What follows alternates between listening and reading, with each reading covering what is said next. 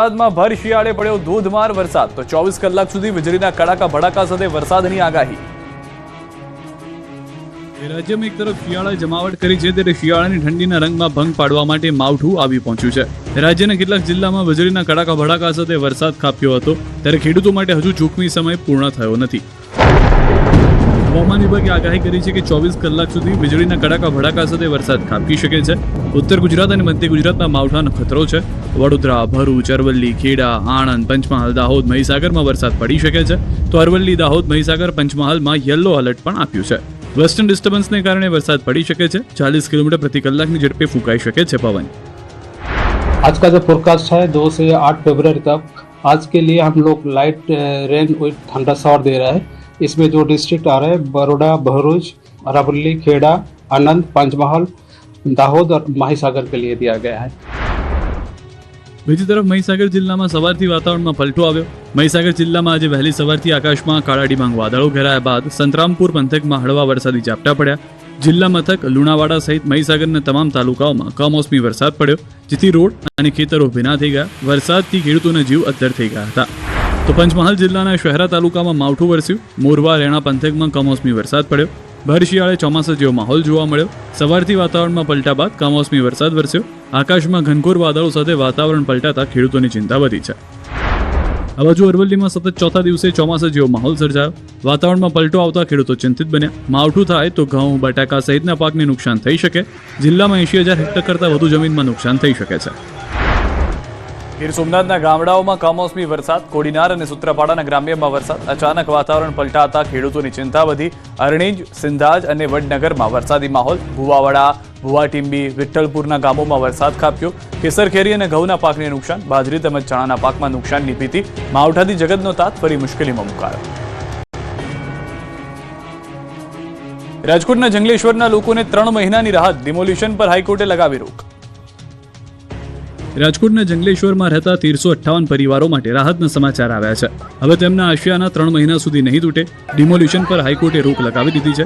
27 જાન્યુઆરીએ રહીશોને ઘર ખાલી કરવા નોટિસ આપી હતી। તે અગાઉ જીઆરટીમાં અરજદારો અપીલ મંગાયા જેથી કોર્ટે દબાણ હટાવવા પર 3 મહિનાની રોક લગાવી દીધી।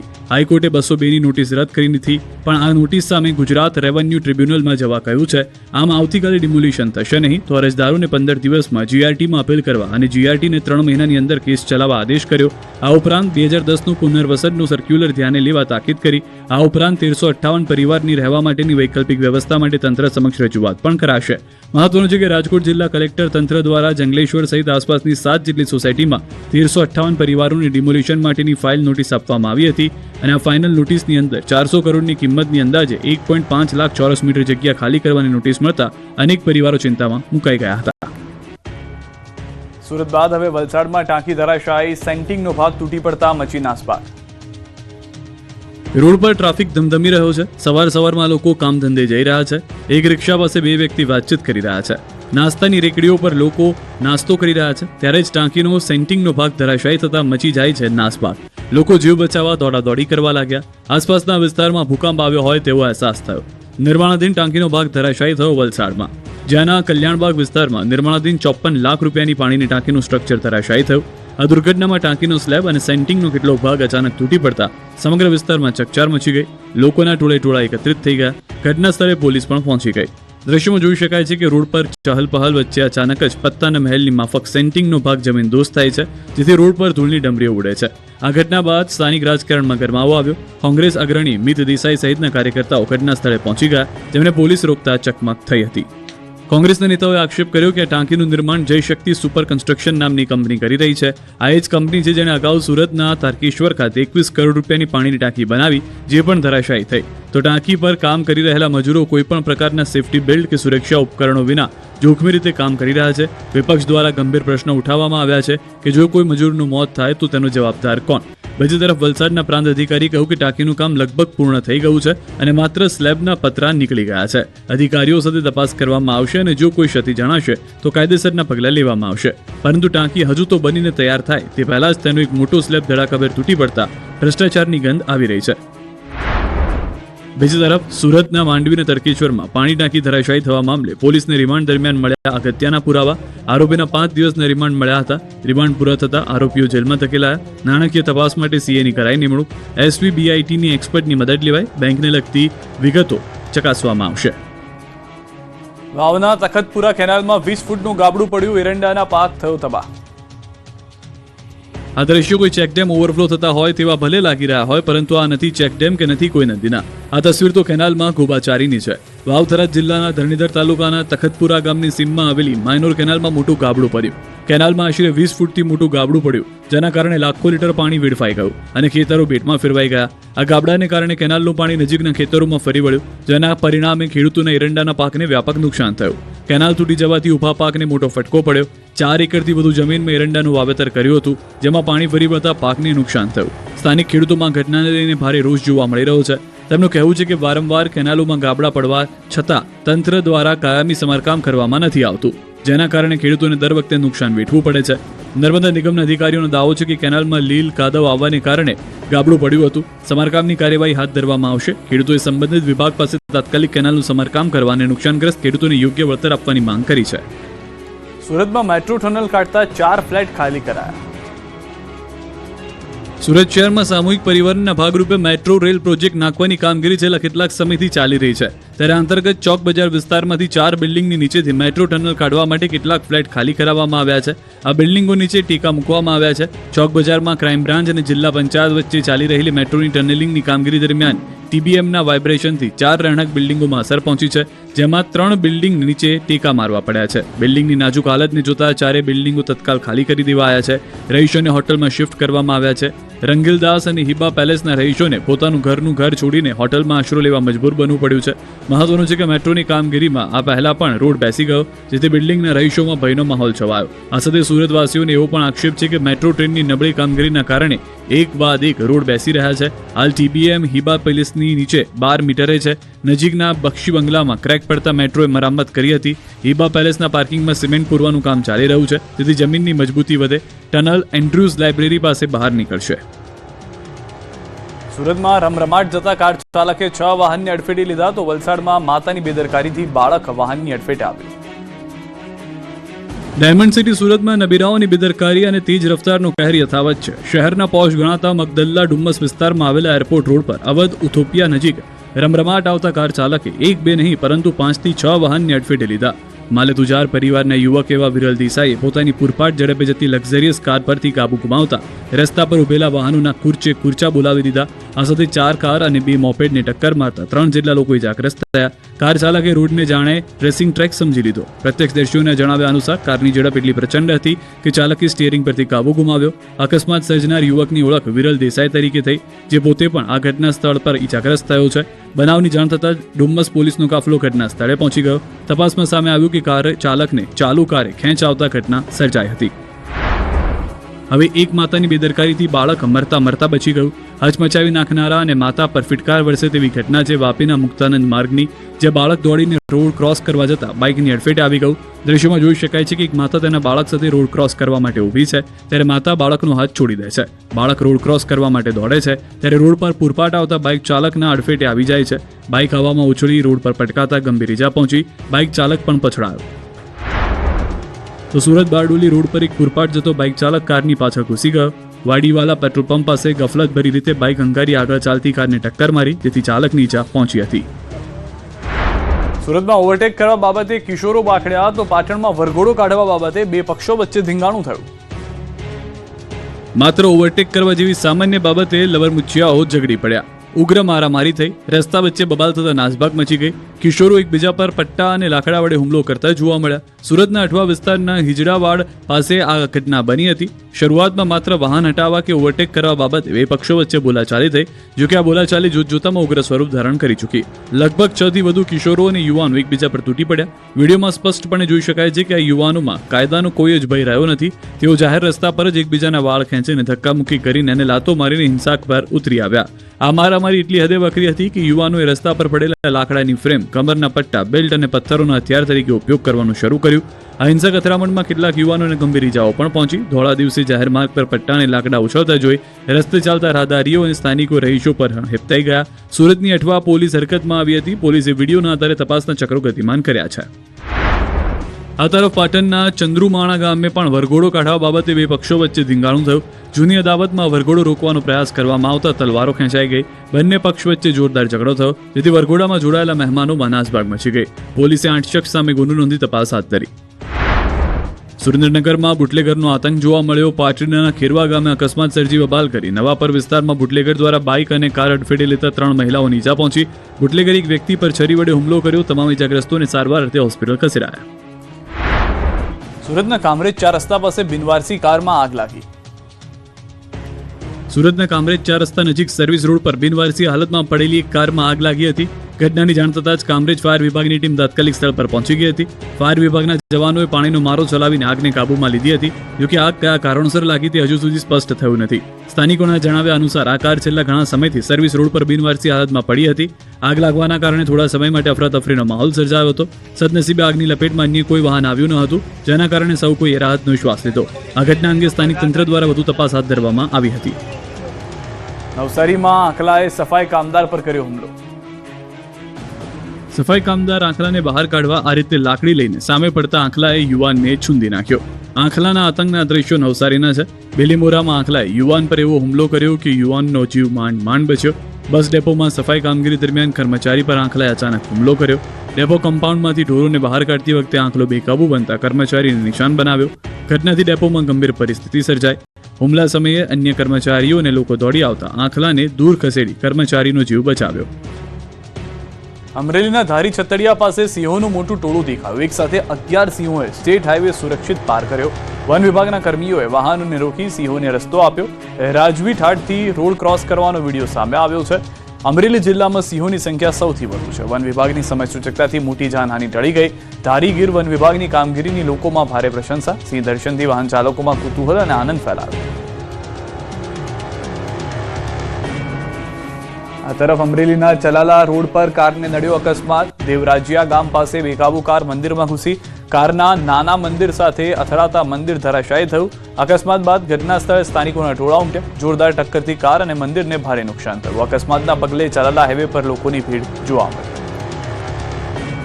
બોટાદમાં મધમાખી કરડવાથી યુવકનું મોત. બાઇક લઈને ટીંબીથી ગઢડા આવતા દુર્ઘટના. ખોપાળા ગામ નજીક મધમાખીના ઝુંડે કર્યો હતો હુમલો.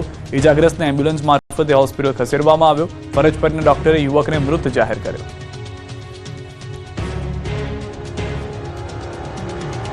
ઊંઝા યાર્ડ જીરુની મબલક આવકથી છલકાયું. જીરુનું હબ ગણાતું ઊંઝા માર્કેટયાર્ડ જીરાની મબલક આવકથી છલકાયું. મહેસાણાના ઊંઝા માર્કેટયાર્ડમાં નવા જીરાની શરૂઆત થઈ. હાલમાં રોજની 300 થી 400 બોરી નવા જીરાની આવક નોંધાઈ રહી છે. જ્યારે હાલમાં જીરાનો 20 કિલોનો ભાવ 3500 થી 5000 રૂપિયા વચ્ચે બોલાઈ રહ્યો છે. વેપારીઓનું કહેવું છે કે આ વર્ષે ગુજરાતમાં વાવેતર ઓછું હોવાને કારણે આગામી દિવસોમાં જીરાના ભાવમાં વધારો નોંધાઈ શકે છે. તો કેટલાક વેપારીઓનું માનવું છે કે ઓછી એક્સપોર્ટ ડિમાન્ડને કારણે ભાવ વધવાની શક્યતાઓ ઓછી જોવા મળી રહી છે.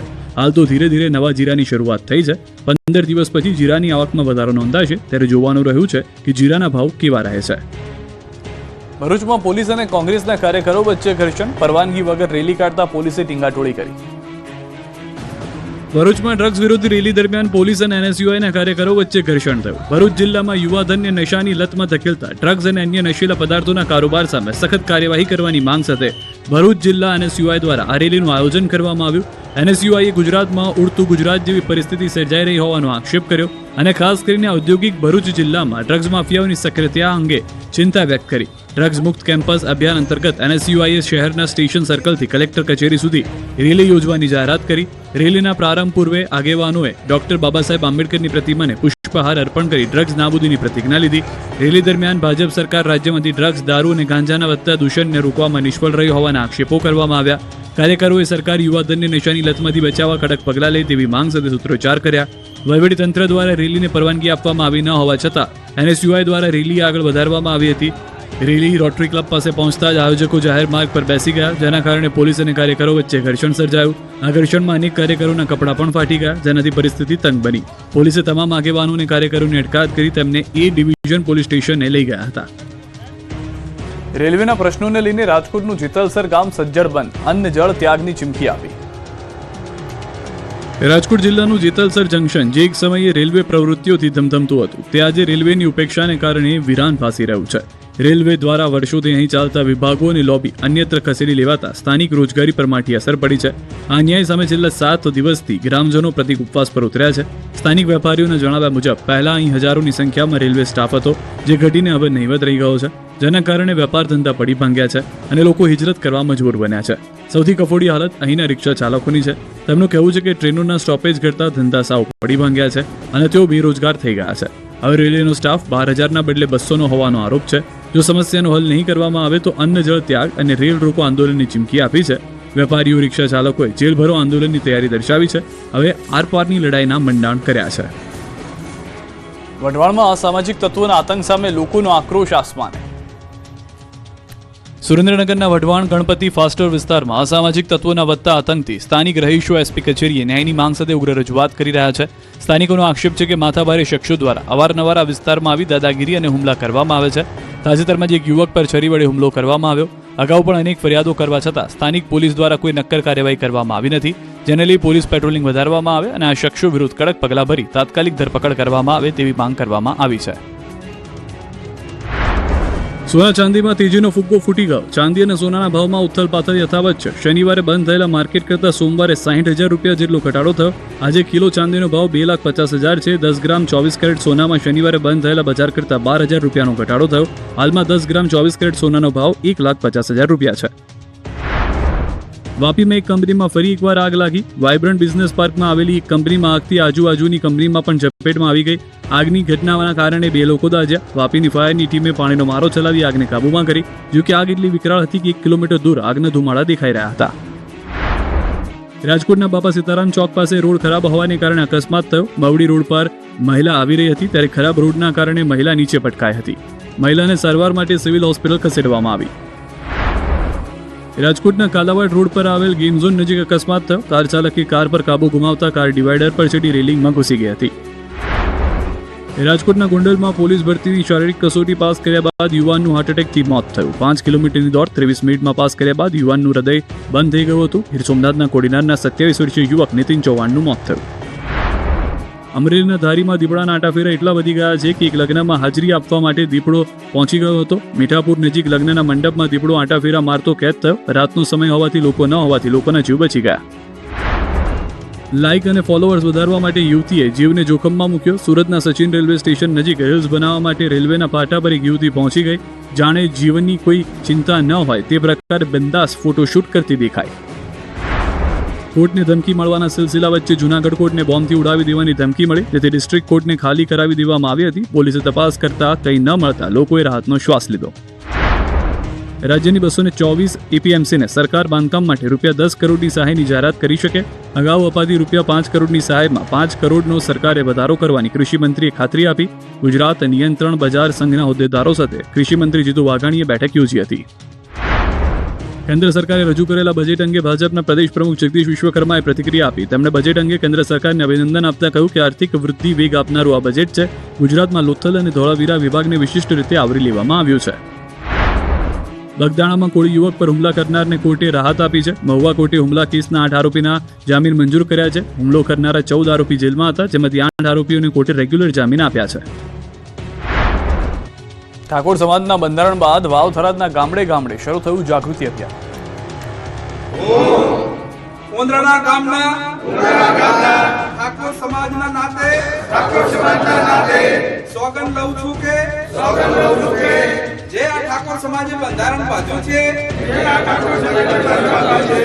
આનો પૂરેપૂરો હું અમલ કરીશ.